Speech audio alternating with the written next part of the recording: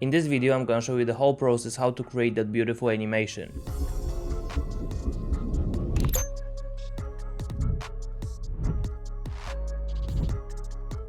This is gonna be very much like user interface animations, so an extremely trendy topic. But before we begin, if you want to make your editing workflow faster, check out the first link in the description. I'm running my shop and I got plenty of video editing assets, so if you want to spice up your edits, then that's the place. That being said, we're gonna get straight into Adobe After Effects. It's pretty early in the morning and I got my energy drink over here, so hopefully we'll get through that. I'm trying to become an early bird and it's been tough, but I don't really want to pull all-nighters for editing anymore. You can probably relate. So the first thing I'm gonna show you are the comp settings.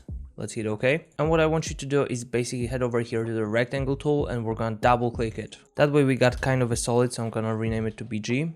As for the background, I'm gonna click on this and we're gonna go to the fill color and we're gonna pick something brighter. Alright, I think this is gonna be good. Make sure the stroke is turned off and this will be a map. You will see in a second. So next thing I'm gonna do is basically duplicate this. I'm gonna change the color to something brighter. Okay. And we can call it map 1. I'm gonna right click, go to mask, new mask, and that way we can hit G and add more points over here and just do something like that. So now we're gonna take care of the left side of the map. This is gonna be extremely random. It's not even gonna be the real map. This is an example. You can be more precise with it. I'm just gonna go with the flow. Okay. If you hold Alt, you can actually extend these points to make it more rounded.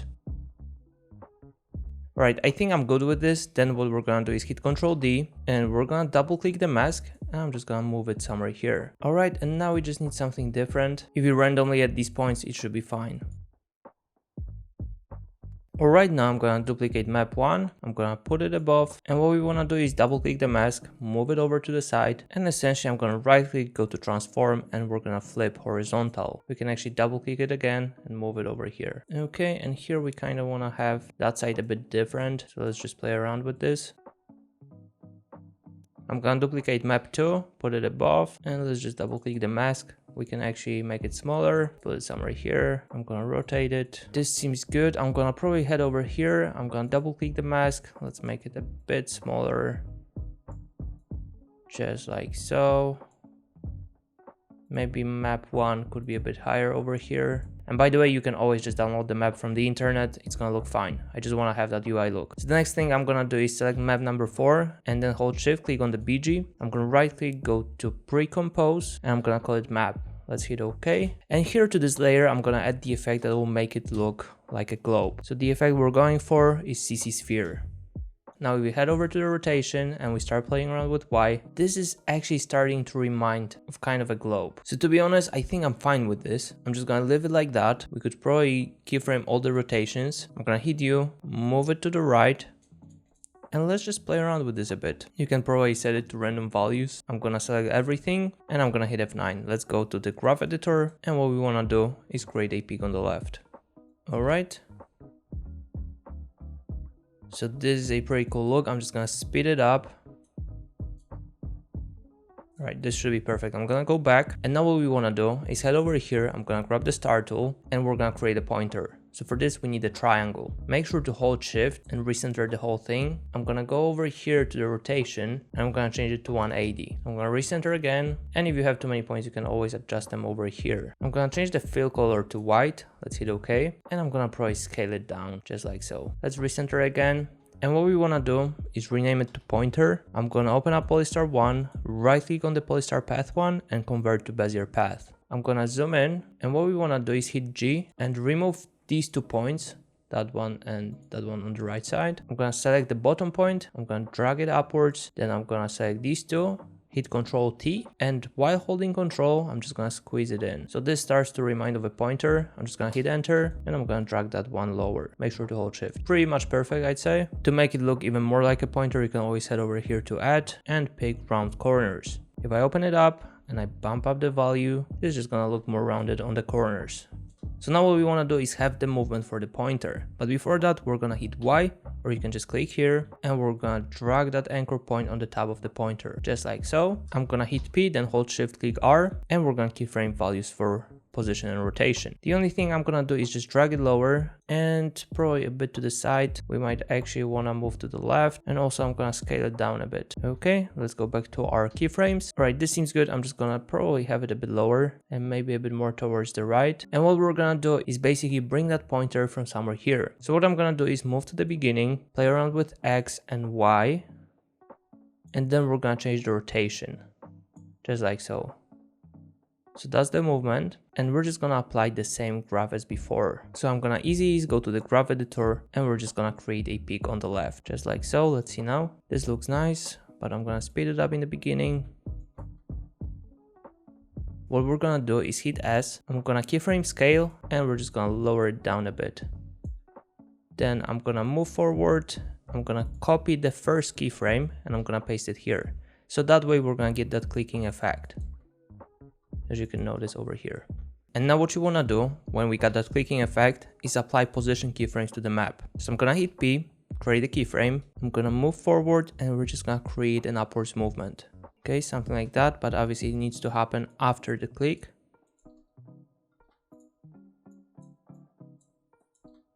Now I'm gonna alt click the stopwatch, and you need to head over to the comment and grab the expression I prepared for you. So I'm gonna paste it over here, I'm gonna click away, and look at that. We're gonna get that bouncing effect. Pretty cool. I'm just gonna squeeze it in for a sharper movement. And together with that movement, we're gonna scale down the map. So I'm gonna hold shift click S, create a keyframe, and I'm gonna move forward, and we're just gonna do it like that. Now I'm gonna easy ease, go to the graph editor, and we kind of wanna do the same procedure as before. Okay, let's see. A bit too slow. That seems really nice. I just feel like we need to offset the movement for the click. Yeah, way better. Just one frame. And now what you want to do is basically right click over here, go to new, and we're going to pick a new solid. So here we're going to call it white PG. I'm going to hit enter. I'm going to drop it below the map. And here I'm going to go to the ellipse tool, and we're going to create the mask. So make sure to select the layer, and we're just going to go back here, and I'm going to probably create a mask over here. So you can't really see that, but if we solo out the layer, we're gonna have something like that. So here I'm gonna open up the mask 1, I'm gonna keyframe expansion, and I'm gonna change it so we can't really see anything. Now I'm gonna move forward, and now we wanna fill out the whole screen. So let's bump it up, just like so, and this should be perfect. I'm gonna unsolo out the layer, and this is gonna be such a cool look whenever we're clicking, but we need to make it faster. Okay, let's adjust the timing. Perfect. The next step would be adding the text. So for this, I'm gonna hit Ctrl T, and let's just type in itinerary. I'm gonna use one of my favorite fonts, which is DFS's, but you can go with anything you want. It doesn't really matter. Let's put it somewhere here. And also we could add that Apple style text animation. So for this, I'm gonna open it up. Let's go to animate, position. I'm gonna change it to 150 in Y. I'm gonna go to add property, and we're gonna pick opacity. Here we're gonna change it to 0. Let's open up range selector 1. I'm gonna go to advanced, and here we wanna change square to ramp up.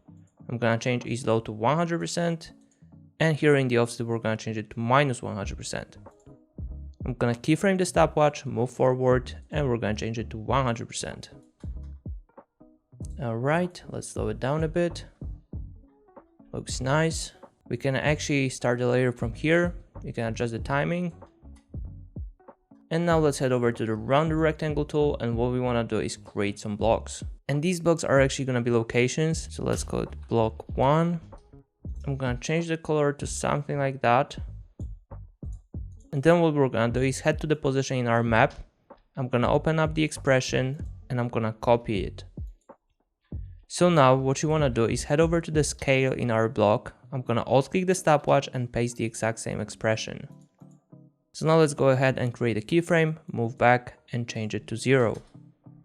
So that way we're gonna get that bouncing look.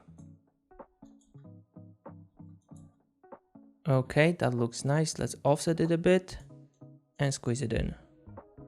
We can start the layer from here, and we need 2 more of these. So we can duplicate 2 more times, and let's just drag that one over here, then go to number 2 and drag it in between. Later on we'll see if we need to change the colors. That's perfect. Now what you want to do is offset it, so we got that domino effect. But as you can notice, our pointer has disappeared whenever we use the white solid. So what we could do is actually trim it over here, actually cut it. So I'm gonna hit Ctrl Shift D for the pointer. We can actually rename the first one to pointer 1, and I'm gonna take that pointer and put it on top. Here we're gonna change the color of the pointer to the color of the blocks. And let's just hit U. We can delete all these keyframes and we can keyframe position and rotation again. All right, so the starting position is gonna be somewhere here, and then we're gonna move to the right, and we kind of wanna extend these blocks together with the movement of the pointer. So if I move lower like that and maybe a bit to the side, then we're gonna play around with rotation. We're actually gonna get that nice look. Okay, obviously we need some graph over here, so I'm gonna apply intro. Here you have it. It's basically a peak on the left. Kind of want to have it sharp. I'm gonna trim it to this position. I'm gonna change the colors of the pointer so you don't get confused. Actually, that color is confusing me even more. Let's pick something different. Maybe orange, yeah. And now we're gonna hit U for the pointer, and we're gonna create keyframes for position in all the blocks. So let's go ahead and do that. And something we could do as well is creating a keyframe for the map. So I'm gonna hit P, create a keyframe, just like so, move forward to align the playhead with these keyframes, and we're just gonna move it lower, just like that. Okay. Kind of wanna find a sweet spot over here. Okay, we're gonna do it like that. And then I'm gonna select them all, and we can borrow the graph from here, so I'm gonna read the values. Now I'm gonna select them all again, and I'm gonna apply the same thing. Let's see now. All right, this is already starting to look really nice. We just need some adjustments. So for example, the globe is going faster than the first block, and we kind of wanna have the minimum movement over there. So basically the last block over here has the most movement, while the globe has the least movement. So we're gonna go here, and I'm gonna just drag it a bit higher. Yeah, way better. I'm just thinking maybe a bit less. Yeah, that's nice. So whenever we got that animation of extending the blocks, we're gonna add locations over here. So the first one is gonna be New York. And here what I wanna do is change the font to white. And also we're gonna pick Montserrat Black. Bro, I've installed Montserrat so many times that I got probably like 3 versions of it. Let's go here, I'm gonna pick Montserrat Black, and I'm gonna turn on the caps. Let's decrease the font size, and we're gonna recenter the whole thing and drag it to the first block. We can actually go back over here before the movement starts, and let's put it here. I'm just gonna make sure it's exactly in the middle. You can use arrow keys for this. I'm just thinking maybe blending in that text would be a bit better. Let's just see that. Ooh, that might be actually better. I'm gonna hit OK, and we're gonna put the New York right above the block 1. I'm gonna rename it to text 1, and I'm gonna duplicate it. Now let's go ahead and put it above block 2, and we're just gonna drag it lower, and here we're gonna have Los Angeles. Okay, I'm gonna use arrow keys, and we need to do it one more time, so I'm gonna duplicate text 2 and actually add it to block 3. So I'm gonna drop it here, and here we're gonna have Las Vegas. The problem is that the texts are not gonna move whenever the blocks are moving. So for this, we need to make sure that the text 1 is parented to block 1. And accordingly, we need to do the same for the others.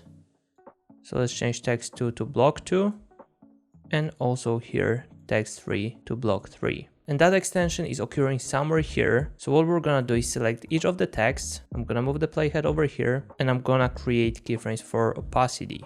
I'm gonna move back, and I'm gonna change it to 0. So this is gonna give us such a cool look. So whenever the blocks are stretching, the locations are gonna pop, which is gonna be absolutely fire. What we could do is select them all. I'm gonna apply F9, which is easy ease, and also I'm gonna trim it to this position. Okay, I think I'm good with this. And then we're just gonna have to mess around with the pointer. So we'll need quite a few null objects in order to remain the momentum for the pointer. So what I'm gonna do is right click, go to new, null object, and we wanna make sure that the playhead is at the end of the movement. So here everything stopped, and I'm gonna hit Y, or you can just grab the anchor point tool over here and just drag that anchor to the top of the pointer. This should be fine. And then once it's done, we can actually parent pointer tool to the null object. We can rename it to pointer controller. So now if we hit U for everything, we can actually trim the null object to the start of the layer, and we're just gonna start another movement. So what I wanna do is create keyframes for position and rotation, and then we're just gonna move upwards. One problem I'm seeing is that the pointer is kind of blending in with everything over here. So what we could do is go over here. I'm gonna go to the fill color and let's pick something brighter.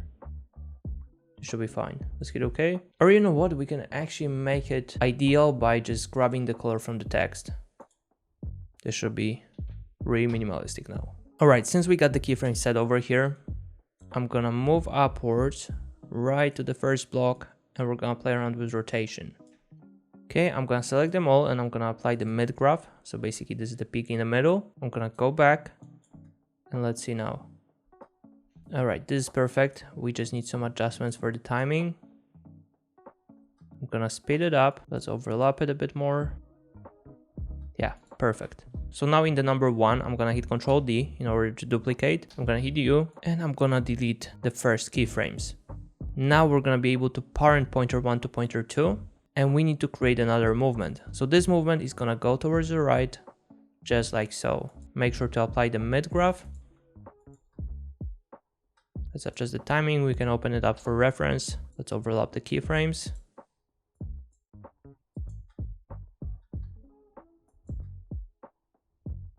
We might wanna add a little bit of rotation. So I'm gonna align that one with this one. And here we're just gonna decrease the value. I'm gonna make sure to apply the mid graph again. So here we're also gonna use that stretching effect. So make sure that the playhead is over here. I'm gonna go to the block 1, hit P, and I'm gonna create a keyframe for position. Now we're gonna move the playhead to the second set of keyframes and we're just gonna drag it to the right. So here's the beauty of it. If we did it all the way, just like so, and applied the same graph, it would look really nice. But the stretching effect is so much better in my opinion. So what we could do is just make sure that it's not going that far away, just like that. Gonna apply the same graph again to make sure everything is clear. And this is so much better in my opinion. And wait for the motion blur, this is gonna be fire. So now this is gonna be important because we wanna separate only that block number 1. So I'm gonna make sure to select the text 1 and block 1. And I'm gonna put it right below the pointer. So here between text 3 and block 1, we're gonna apply a new solid. This is also gonna be white background. And we're gonna kind of activate it somewhere here. Let's apply opacity keyframes and trim the layer. This will be pretty cool, but we're gonna activate it a bit later. But for now, we're gonna leave it like that so we can only see the block. So now we need to duplicate pointer controller 2. Make sure the playhead is behind the keyframes, and we're just gonna actually delete the first keyframes over here. Now I'm gonna parent 2 to 3. I'm gonna move over here, and we kind of wanna move to the left side. Let's move lower and adjust the rotation. Okay, I'm gonna apply the mid graph. All right, this is gonna be really nice. Now we need to add some keyframes. What a surprise.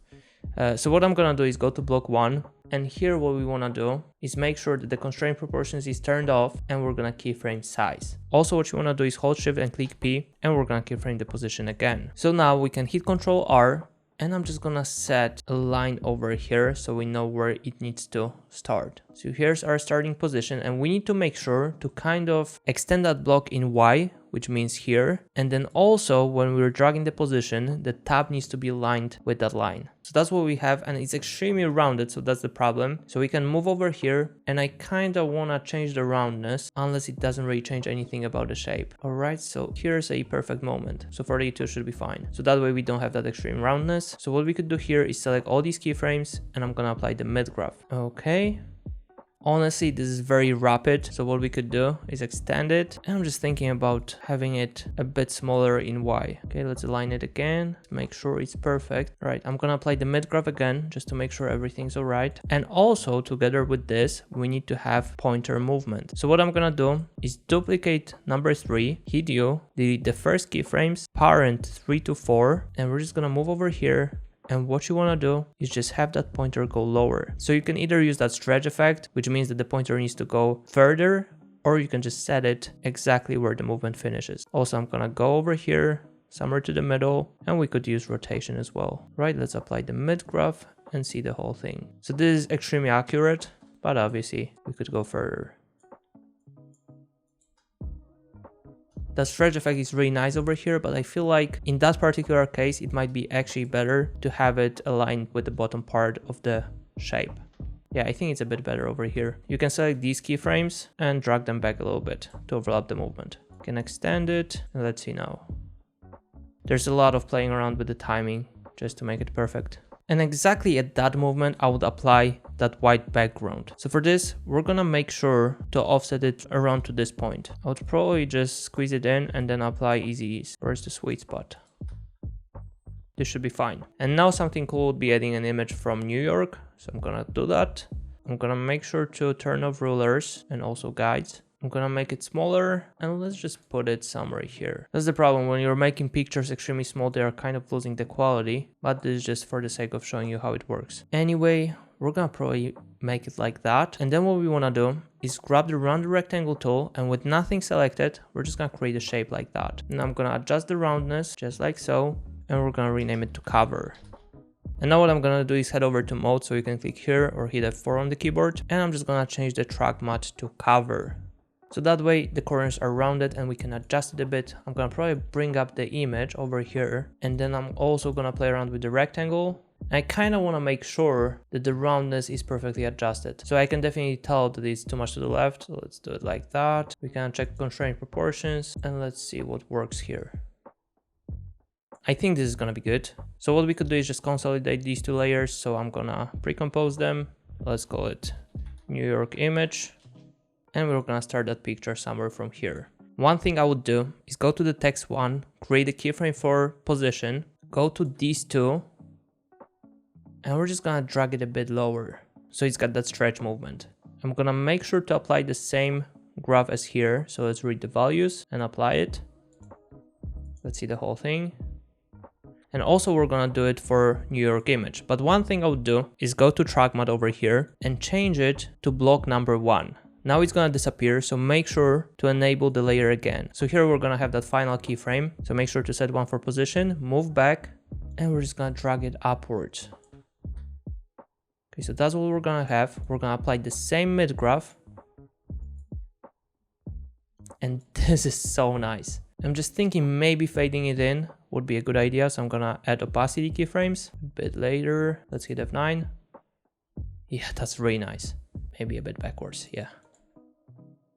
I just don't like that the movement over here is completely stopping for a second, so I'm just gonna extend these keyframes for rotation in our sphere.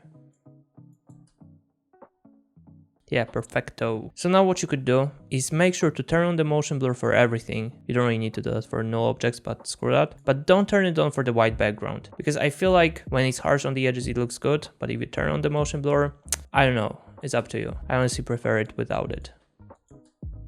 So now what I'm gonna do is select everything. I'm gonna pre-compose it. Let's call it all. And something we could do to make sure the quality is maximized is just rasterize the layer. So now I'm gonna go back. I'm gonna hit U for everything. And somewhere here when we got that stretch effect, which is exactly starting from here, we can go back to animation. So now we know that this starts from here. So I'm gonna create a keyframe for position and scale. Then I'm gonna go back to all, and this movement finishes somewhere here.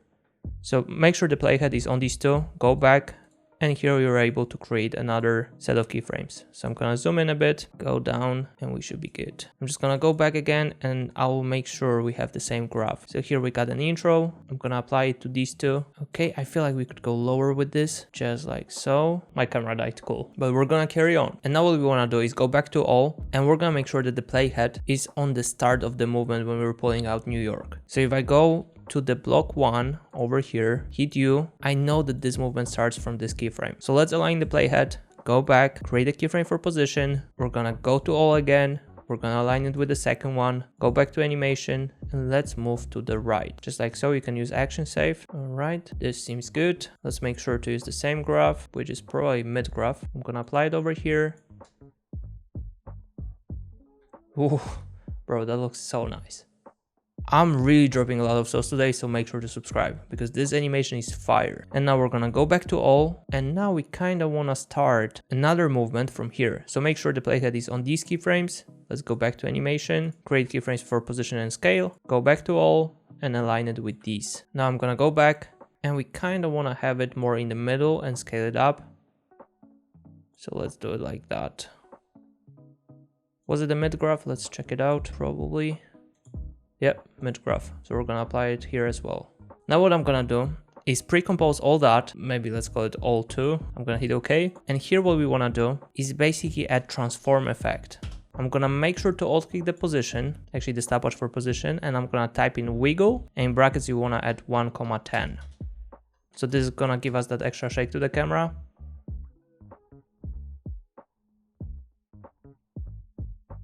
And just to make sure that you don't have any black area over here, you can just scale it up to 105.